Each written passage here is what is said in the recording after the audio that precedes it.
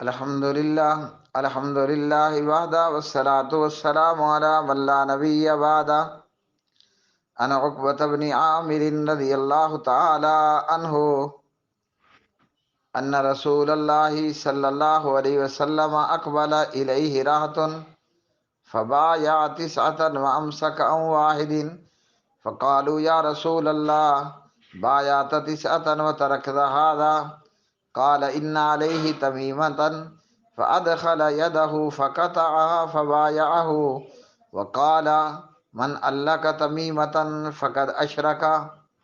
میرے پیارے بھائی، سوال آپ کا یہ ہے اور میری بہن ایک کا یہی سوال ہے۔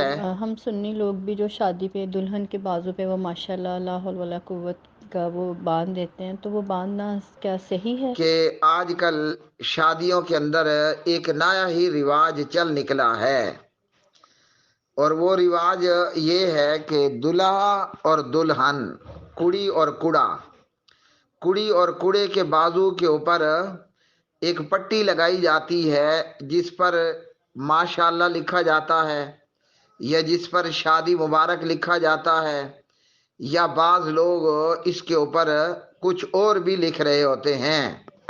دیکھنے پر اور تحقیق کرنے پر معلوم ہوا بعض لوگوں نے اس کے اوپر یا فاطمہ لکھا ہوتا ہے، بعض لوگوں نے یا عباس لکھا ہوتا ہے، اور ایک دلہے کے بازو پر یہ بھی لکھا ہوا دیکھا یا معین۔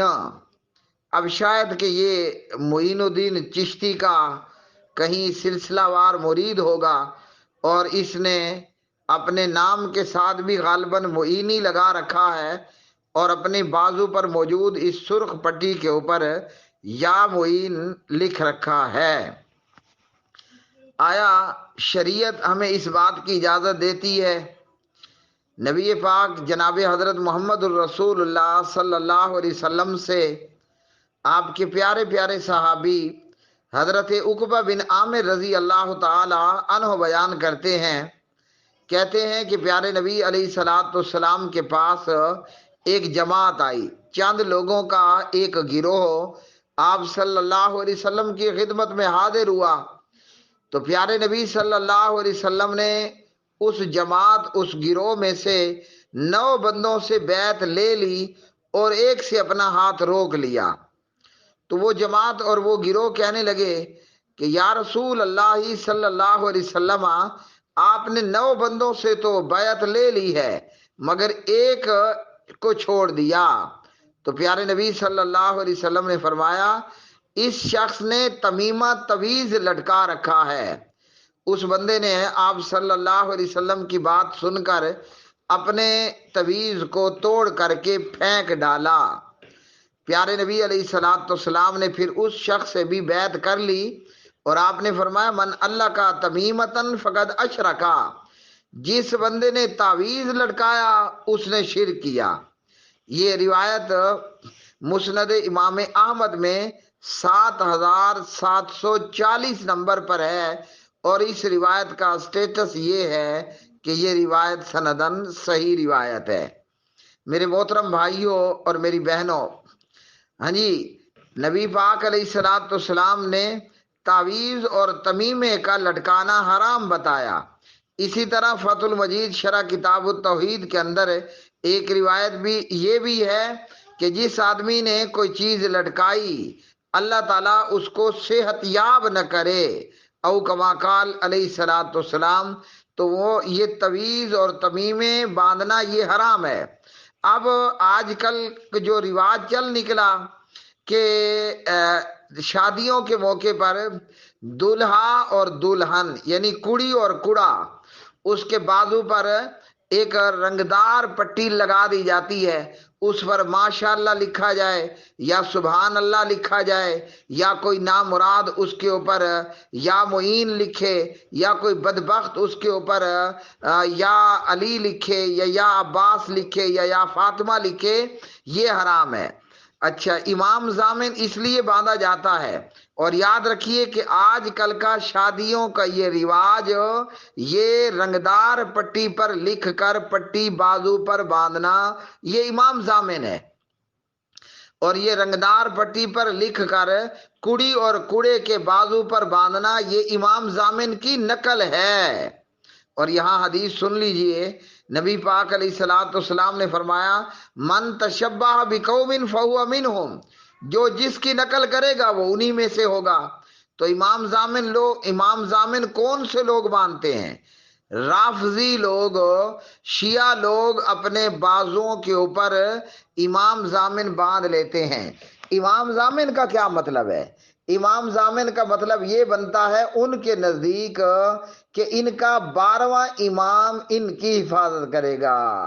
پڑھو انا للہ و انا الیہ راجعون۔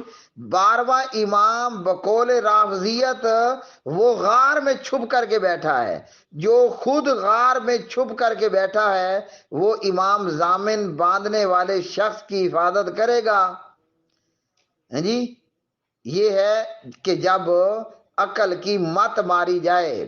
اب یاد رکھیے کہ کوئی امام ضامن نام کی پٹی باندھ لے، یا کوئی اس امام ضامن کی رنگدار پٹی پر یا فاطمہ لکھے، یا کوئی اس پر یا عباس لکھے، یا معین الدین چشتی کو مدد کے لیے پکارتے ہوئے یا معین لکھے، یا اس سے کوئی بھی مراد ہو، یہ سارے اعمال باطل ہیں اور حرام پر مبنی ہیں۔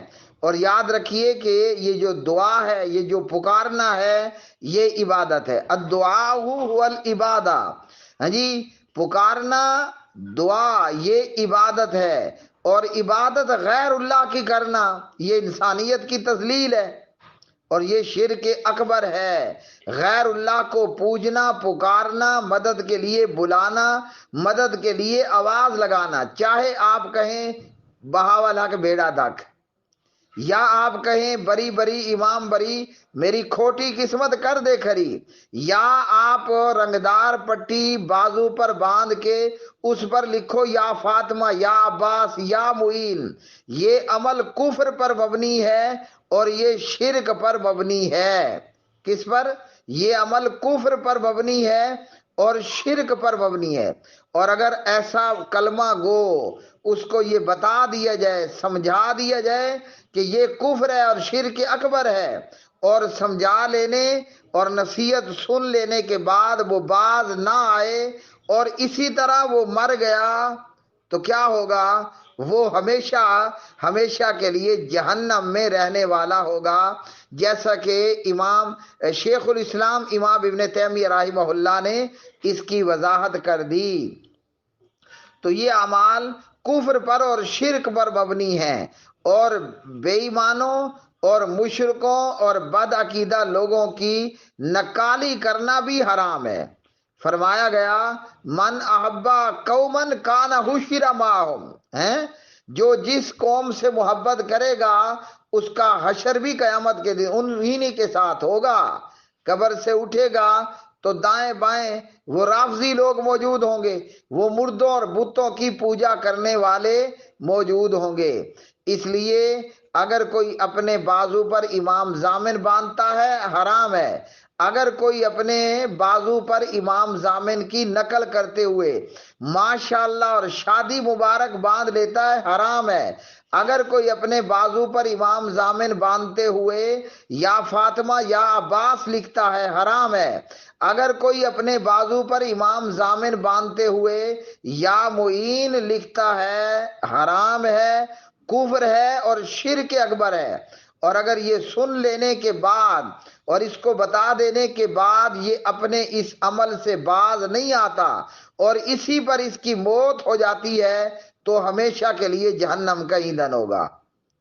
اللہ سبحانہ و تعالیٰ سے دعا ہے کہ اللہ وحدہ لا شریک ہمیں کنکریٹ عقیدہ عطا فرمائے، اللہ ہمیں کنکریٹ عقیدہ عطا فرمائے، اللہ ہمیں 24 کیرٹ والا عقیدہ عطا فرمائے، اللہ ہمیں اصلی صلاح جید کی طرح طاقتور عقیدہ عطا فرمائے۔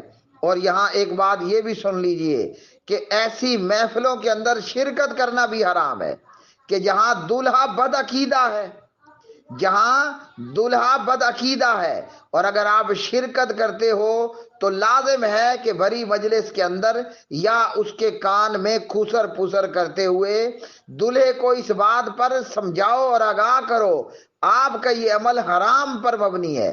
باز آ جائے دلہا تو سبحان اللہ، آپ کی نصیحت سے، تبلیغ سے وہ آدمی باز آ جائے تو سبحان اللہ، ورنہ ایسے ولیموں کا، ایسی شادیوں کا، ایسی محفلوں کا بائیکاٹ کرنا اس بندے پر لازم ہے۔ سب پر میں نہیں کہہ رہا، سب پر میں نہیں کہہ رہا، اس بندے پر ایسی محفل اور مجلس کا پھر بائیکاٹ کرنا لازم ہو جاتا ہے جس کے سینے میں عقیدہ کنکریٹ کی طرح ہے۔ وہ بندہ جس کا سینہ خالص سلاجید کی طرح طاقتور، تگڑا اور مضبوط عقیدہ ہے، اس پر لازم ہے کہ وہ ایسی جگہوں کا بائیکاٹ کرے۔ ہاں، جو ربڑی ہے، جو للڑ پارٹی ہے جی، ان کے لیے کوئی قید و قیود نہیں ہے، وہ فری ہینڈ ہے۔ وآخر دعوانا الحمدللہ رب العالمین۔